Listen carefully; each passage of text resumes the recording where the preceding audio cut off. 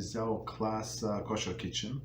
In this session, all of them should be dedicated to Refuah Shlema with Rabbi Yaron Ruven Shlita. His name is Yaron Ben Doris. Also Yehudis Bas Noach, Ariel Avora Bas Anna, Mimera Sirachel Bas Brindel, David Shlomo Ben Sandra. Also a quick release of Moshe Shmuel Ben Pnina. And Atzlacha Rabba of our dear friend, the whole family, Geveres Chana Bas Abraham Avinu. Right.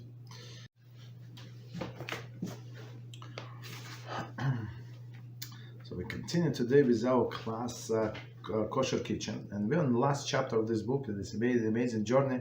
We learned so much, HaShem, and even if we go second time over a third time, we're still going to learn even more. So this is a great Rabbi Binyamin Forst. All right. So we're up to letter C.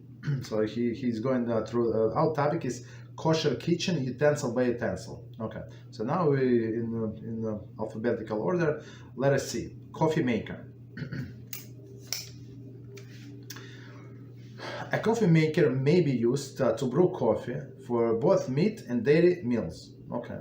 However, the coffee maker used for dairy grinds should not be used for coffee to be served in a meat cup or during the meat meal.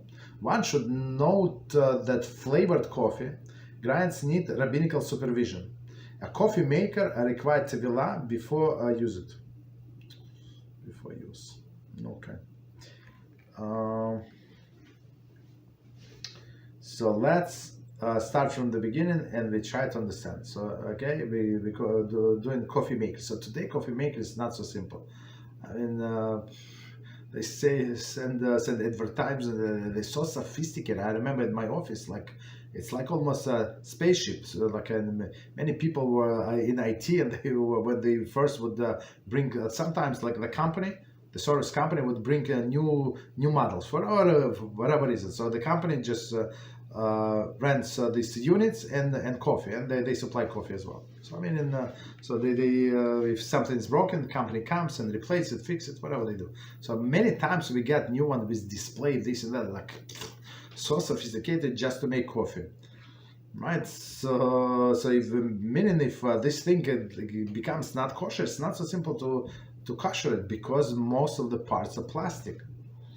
Okay, so that's why at one point I stopped drinking when they introduced different brand with flavor coffee was not kosher, was not kosher certified. Then they brought back another brand for whatever reason, 1 year later, but still it was old coffee maker. So of course I did not drink it. Okay. So from the beginning, coffee maker may be used to brew coffee for both meals, meat and meals. So if the coffee, most of the coffee is parf, right? So you put it in the cup. And even the cup is dairy cup. There is no problem with the cup. So and then you remove the cup from under the coffee maker. Could you mute microphone, please? Microphone, please. Look in the bottom. There is a button. Can somebody mute the microphone, please? Okay, I'll do it.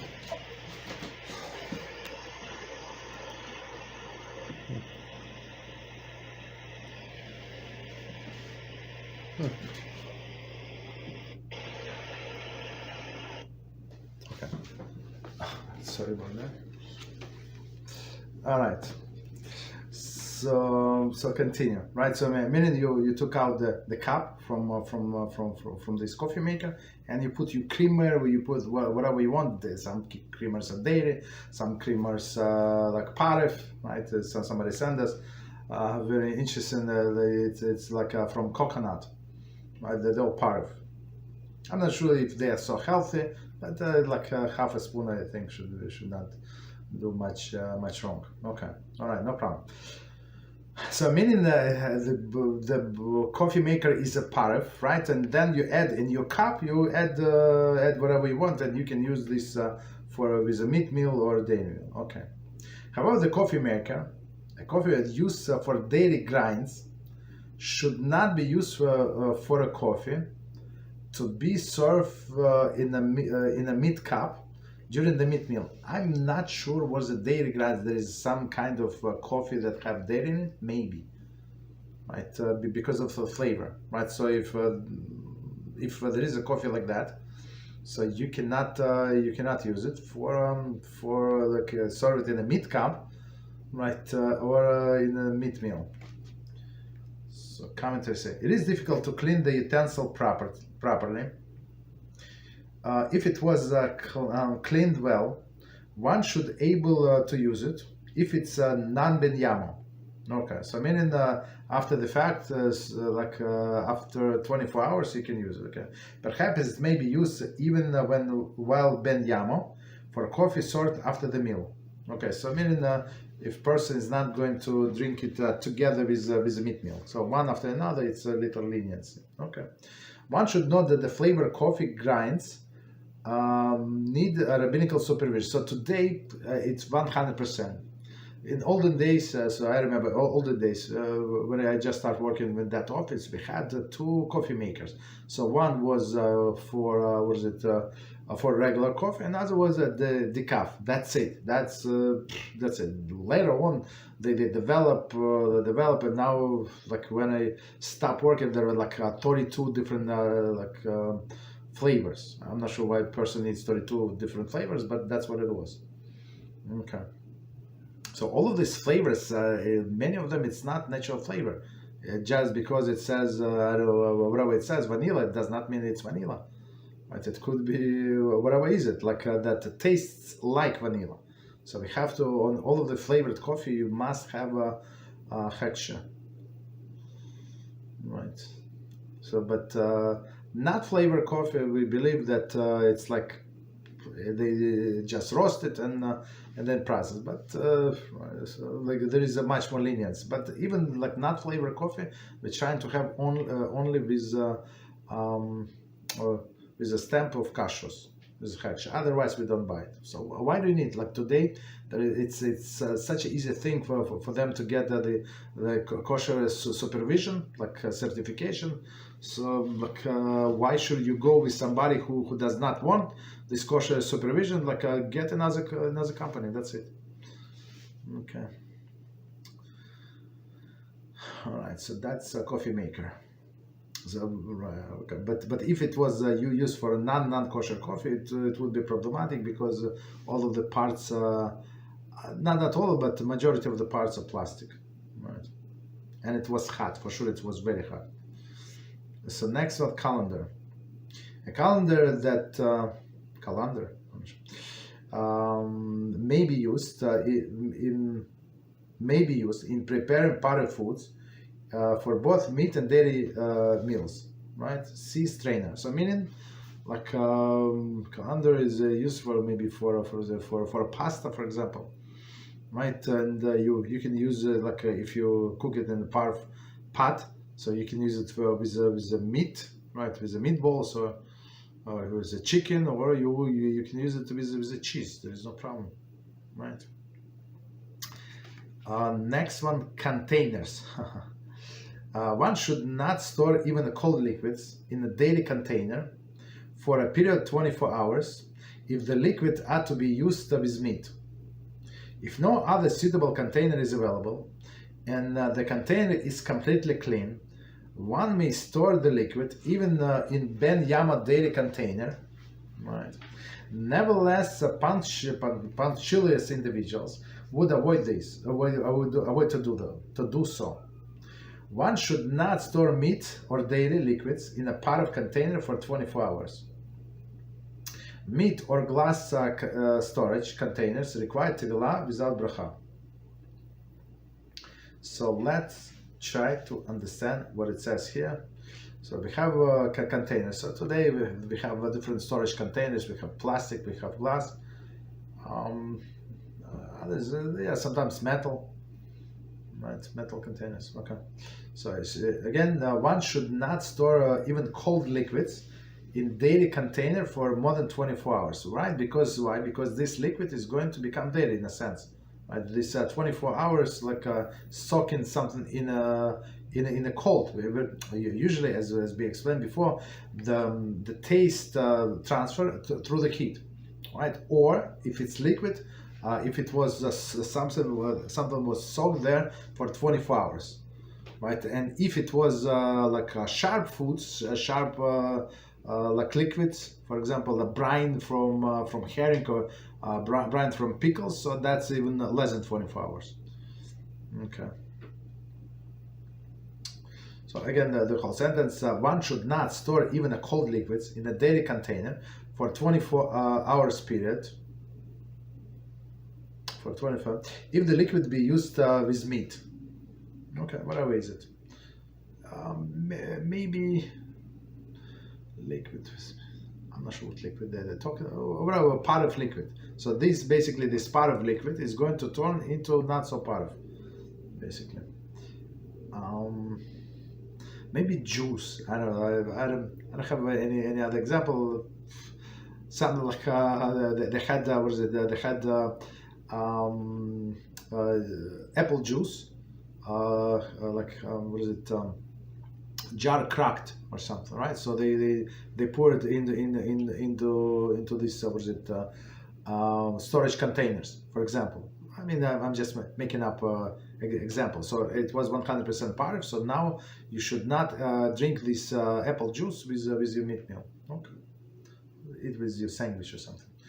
If no other suitable container is available, and the container is completely clean, right? So meaning the glass is easier to clean, completely clean. One may store the liquid even if in ben yama container. So meaning after the fact, if a ben yama, meaning that this container was used for cold, not for cut, for cold, for during the past 24 hours. Nevertheless, punctilious individuals would avoid doing so. Okay. One should not store meat or daily liquids in a parv container for 24 hours. So, because in some sense they're from parv, they're going to like the problem also is going to be with the container itself. Okay. Meat or glass storage container require tevilah without bracha. So, because we're not why without bracha? So according to some opinions, if it is for storage, if it's not for cooking, so they do not require tevilah at all, right? So, but we go by more stricter opinion. We do tovel them, but without blessing. So, meaning if you have several items that you go into tovel, take one that for sure required bracha according to all of the opinions. You do that, and then you do the rest. You can do as many as you want. Okay. Okay, so next one, continuous cleaning oven. They say see self-cleaning oven, so we're going to get to it. I mean, this, to tell the truth, I don't know anybody who owns this oven. I mean, at least the people ask me a question. Let's put it this way. But it's not very practical the way I understand. Continuous cleaning oven. Self-cleaning oven, there's no problem, right? It's good. You run the cycle and it's good. Okay. Next one, cookie press. A part of cookie press, a tube filled with dough that is pressed out through the assorted forms to shape different types of cookies, should not be used for a daily dough. Since it is difficult to clean. A metal cookie press required tevilah without bracha. Okay, so let's see the cookie press. The part of cookie press, the tube, right? And I mean, this tube is sometimes plastic or some silicone, some other materials, but the end of this the tubes are metal for sure. Are the plastic ones? I don't know. What I saw, only metal. Okay. But it could be plastic, I guess, strong plastic. I don't know. Right. So tube filled with dough, right, and pressed out, right, through assorted forms to shape different types of cookies. Right. Should not be used for daily dough. So I mean, inside it's impossible to clean that. That's why you have to replace them from time to time. Okay. right? Difficult to clean. The metal cookie press, like original ones, like we used were little, right? You just press and make form. So required tevilah without bracha. Why? Why without bracha? First of all, it's metal. So metal you need to towel, but without bracha because it's not food. It does not touch food. Right, raw dough is usually people don't eat raw dough. I mean, maybe somebody do, but I think the cooks or like bakers they would taste it, but are they going to spit out? Maybe, right? But other people don't eat it, so it's not considered to be food. Okay. So next one, cookie shaper. One may use a part of cookie cutter to mold press into dough to shape cookies, to shape dairy dough, provided that the shaper is thoroughly cleaned afterwards. Some would avoid using a part of a shaper for cookie dough, for dairy dough. A metal cookie shaper requires tevilah without bracha. Okay, so let's see. I mean, it's exactly the same. Cookie press, cookie shaper. I think it's almost the same. Okay, I mean the idea is almost the same. So, but it's easier to clean. So that's the difference. So it's easier to clean, and it was everything was cold, right? So meaning if needed, a person can have a part of cookie cutter, right? A mold press that into the dough to shape cookies, to shape dairy dough, provided that shaper is thoroughly clean afterwards. So meaning since it's easy to access, so you can use. But again, I think in my mind they don't cost much. So and especially a person who is in a baking. Just get yourself a second set. It's not again. It's just a few dollars. It's not a big deal. Okay. So and he said some would avoid using part of shaper for dairy dough. Right. So a metal cookie shaper required tevilah, but without bracha again because we're working with dough, which is inedible. Next one, cooling racks. One should not put meat and dairy food in the same cooling racks. There is a food, if the foods, for example, halachos, are placed directly upon the rack. Cooling racks. If required, it requires tevilah without bracha. So again, one should not put meat and dairy foods on the same cooling racks. Right.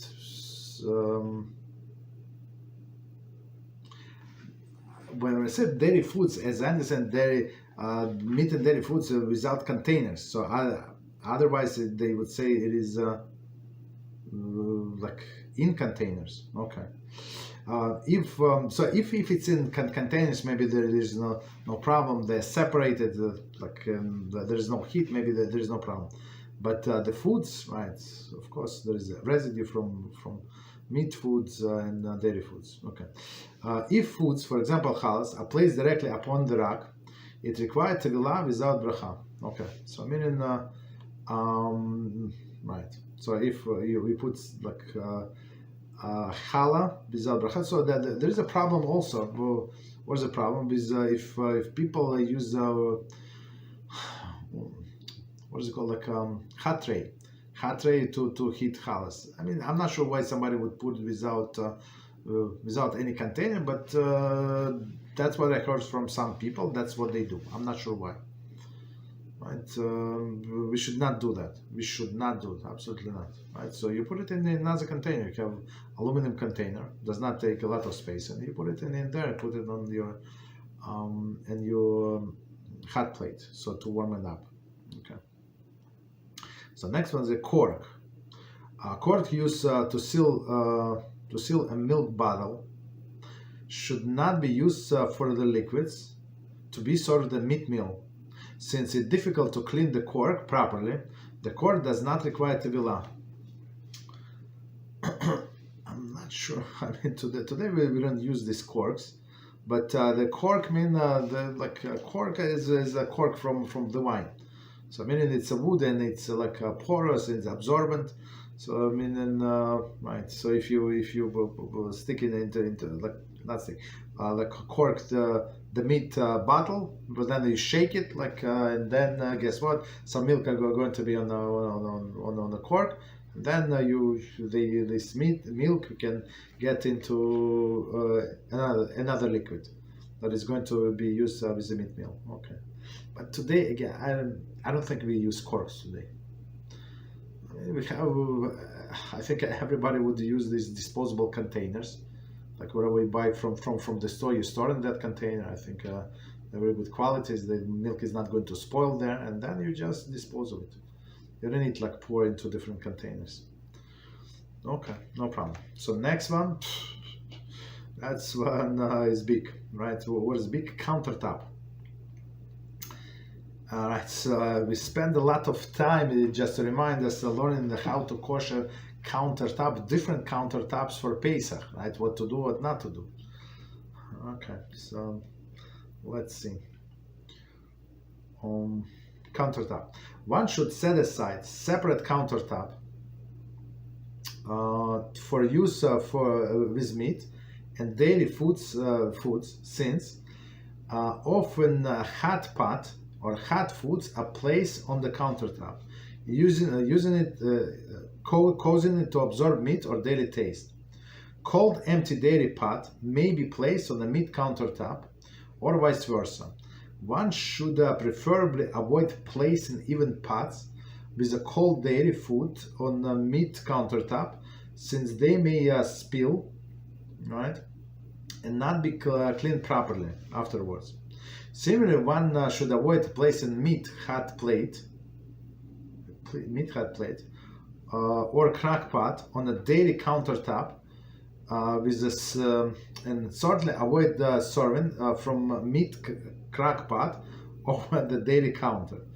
Okay, one contemplating remodeling a kitchen should consider the benefit of different materials available for countertops. Some materials are kosherable, while some are not. Formica tops may be koshered by putting boiling water over the entire surface. However, since it is customary not to kosher plastic for Pesach, they should be covered on Pesach. See chapter 16, section B. With regard to kosher in stone and granite countertops. Alright, so let's see from the beginning. So we're talking about now countertops. Countertops, I mean, I saw kitchen like that. So people have they live in private houses. They have a little more space in the for kitchen. So meaning they have meat kitchen, right? They have a daily kitchen, a little smaller. They have countertop with their countertop here. They have a sink there, sink here, stove there. All these luxuries. I mean, if you have this luxury, that's amazing. But I think most of the people don't have it. They have a limited counter space, and that's it. So they have to share between meat and milk. Right, I mean, between meat and dairy pots, right? And so don't put anything on the countertop. Period. Never. So meaning have these boards, right? Plastic boards or wooden board, and do all of your work, whatever you do there, not on the countertop. I mean, some people I know that they like they have. What did they show me? There is, I asked what is it for? So that there is some plastic thing with all the measurement, and they put it on or stick it. I don't remember exactly on a countertop.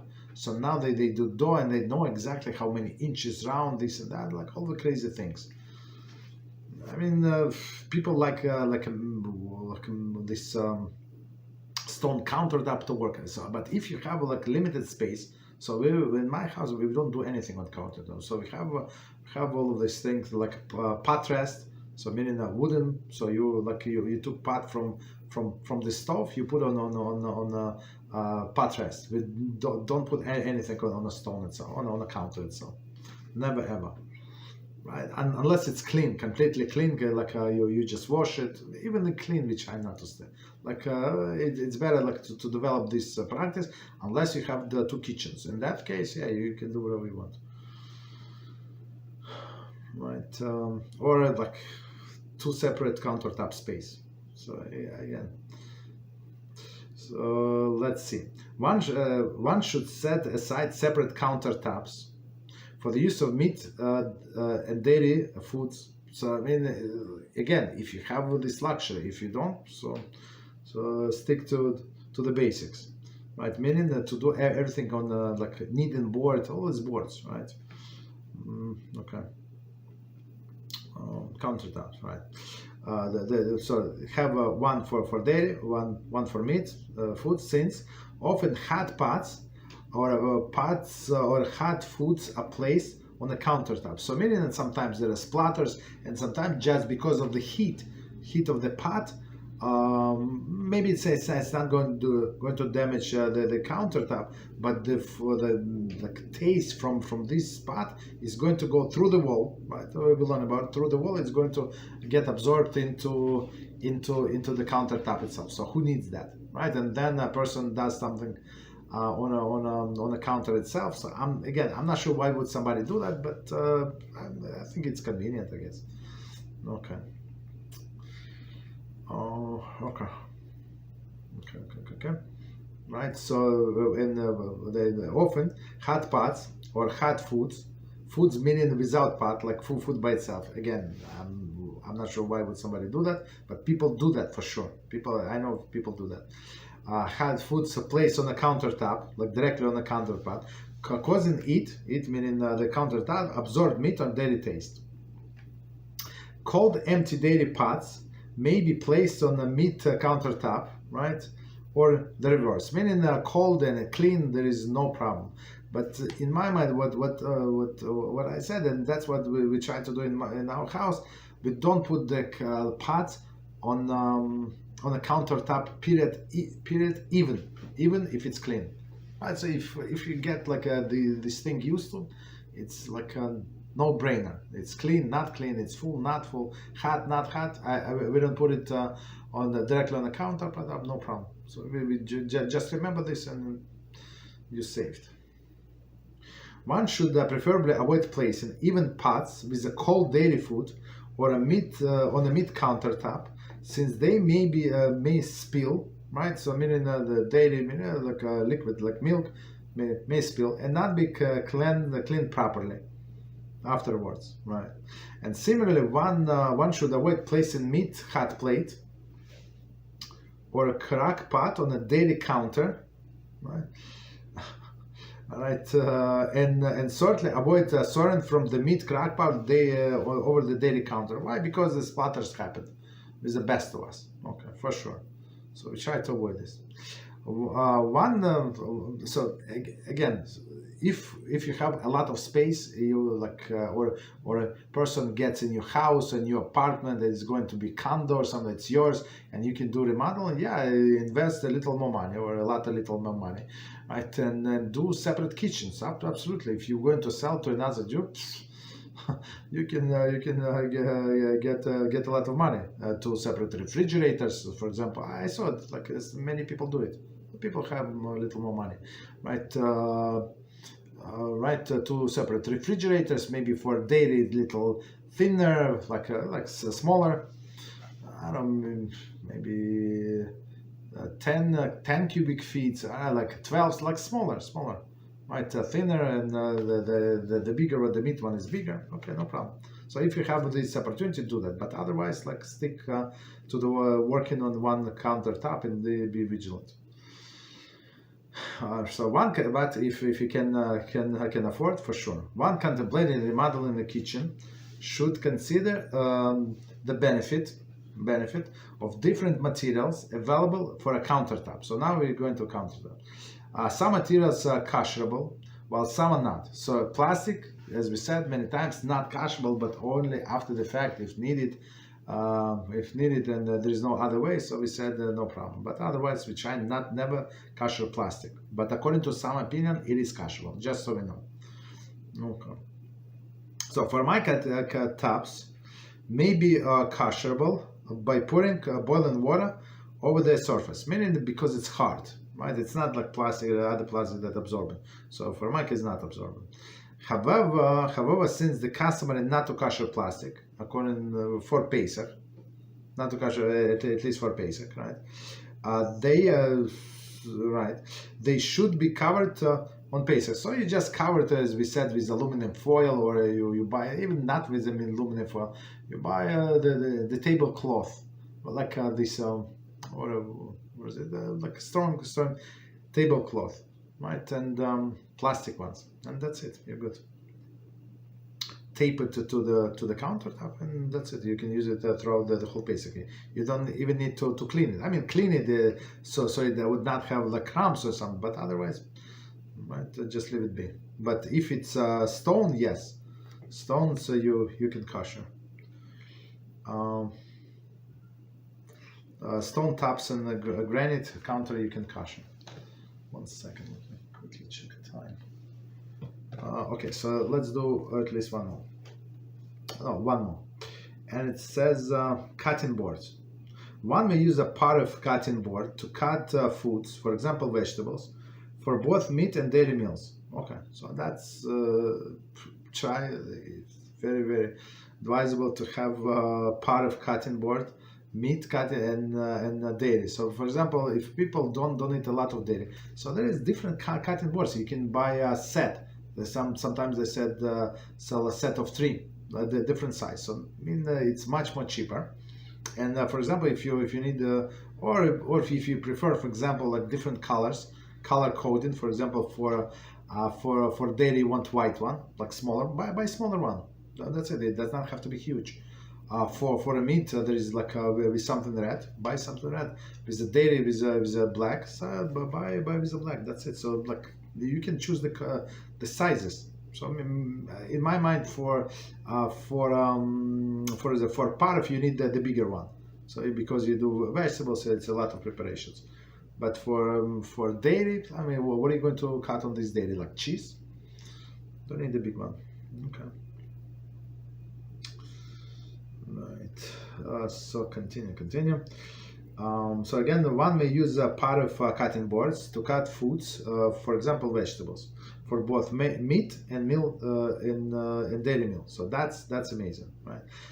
Meat or dairy knife should not be used to cut cut sharp foods on a part of cutting board, right? So we remember. So once a person cut sharp foods. So now and then, for example, after that he cut meat. So the meat was absorbed into the knife, and it's not so easy to get it out. You have to stick in the ground 10 times, basically. A meat cutting board should not be used to cut foods for a dairy meal, right? Because it's not easy to clean, and again, even if it's cold, right, should not do it.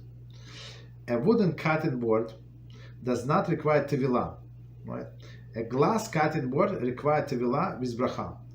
So this what is it? Wood cutting boards, many of them plastic, also does not require bracha tevilah. So if you want to, you can toll there is no problem, but without blessing.